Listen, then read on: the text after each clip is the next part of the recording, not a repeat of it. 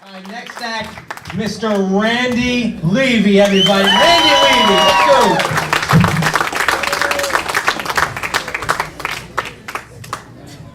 go. Well, thank you, Gennaro, and good evening, everybody, and welcome to the Flaming Hearth, otherwise known as Horse Block Road's crown jewel of entertainment. I have to tell you about the new rules. I can't believe no one said it yet, but I'm supposed to tell you that everything here tonight is being recorded. If you look up in the ceiling, these sprinklers have miniature cameras and microphones, and it's being transmitted live back to our national security offices in Washington. And the management recommends that you keep all table conversations to a minimum. Do not say anything threatening, possibly incriminating, and if you have to talk about your friends and family, no last names. Invariably at this point, someone turns to their friend and says, "Can they really do that?" And from what I'm reading in the papers, yes, they can. And I also understand that our Vice President, Joe Biden, really enjoys listening in to what's going on at America's comedy clubs these days. So Joe, if you're out there listening, this one's for you, pal.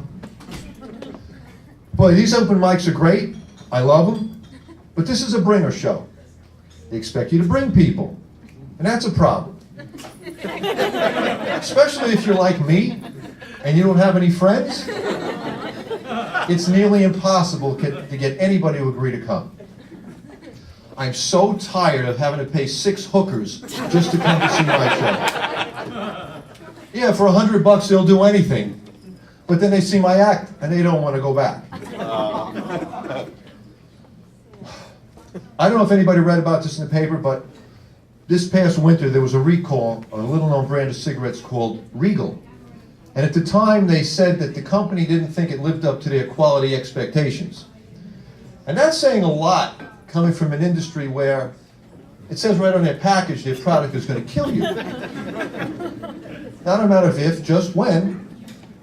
So what it really means, this must have been very bad.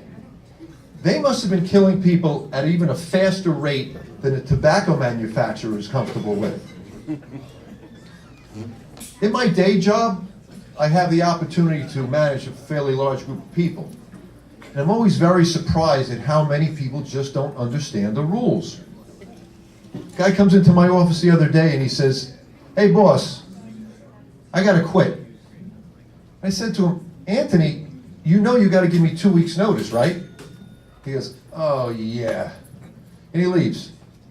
Now 5 minutes later he comes back and he says, "Hey boss, in 2 weeks, you're going to notice I haven't been here in a couple of weeks." I said, "No, that's better." I made a huge mistake. I decided to remodel my house. It didn't start out that way. It ended up morphing into this. I was just going to do a little paint, but it's become a huge project. And what you probably should know about me is I'm Jewish, so therefore I'm not handy. That's just the way it is. But I am smart enough to know that I got to call people. So I got a big red toolbox that says Craftsman on the side of it. There's no tools in it. There's just the business cards of guys who know how to get shit done. Well, right now I have painters, electricians, plumbers, counter guys, cabinet guys, tile guys. I even have a template guy. I don't know what a template guy does, but I got one. There is so much going on in my house right now that I still taste sawdust, and my dog has spackle up the crack of his butt.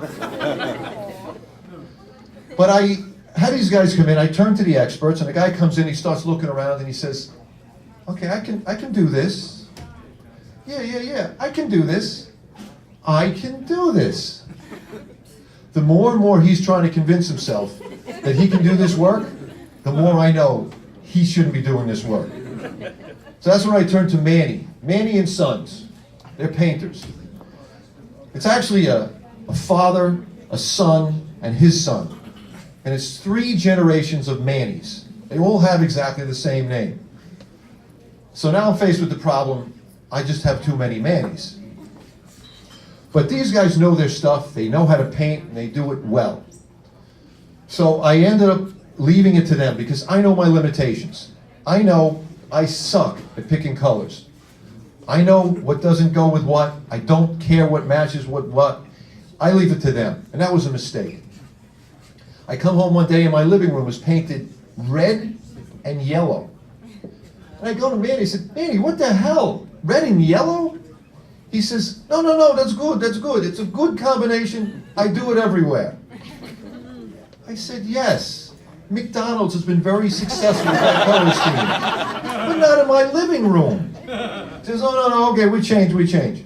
So while he's changing the paint in my living room, I go off to IKEA. And that was probably another mistake, because you probably should not be buying furniture in a place that sells meatballs as well.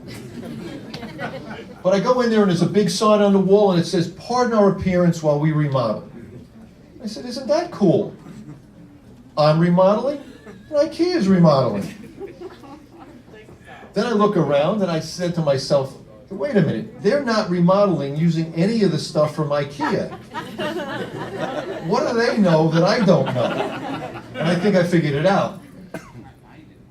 IKEA is Swedish, and it means cheap, disposable furniture that looks good for a month and then falls apart.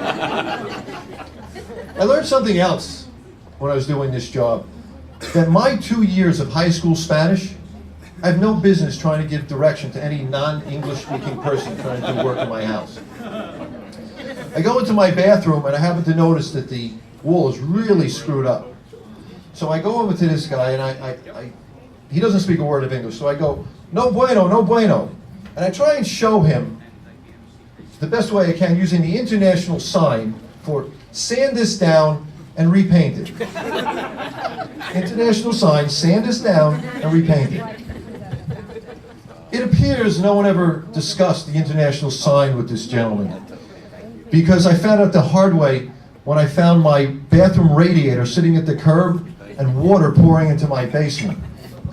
So if you learn anything at all from me here tonight, if you're thinking about remodeling your home or doing any work at all, just like drugs, just say no and freaking move. And the only other thing that's happened to me recently, I've been the victim of identity theft, and I couldn't believe it, because I can't imagine why anybody would want to pretend to be me. I don't even want to be me. But this schmuck thought he was going to wipe me out. He was going to empty my bank account and max out my credit cards. Well, I bet he was surprised, because I took care of that stuff long before this guy ever showed up.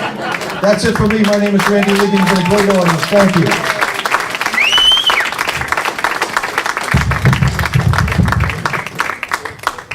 Great job. Keep it going, guys. Yeah, clap for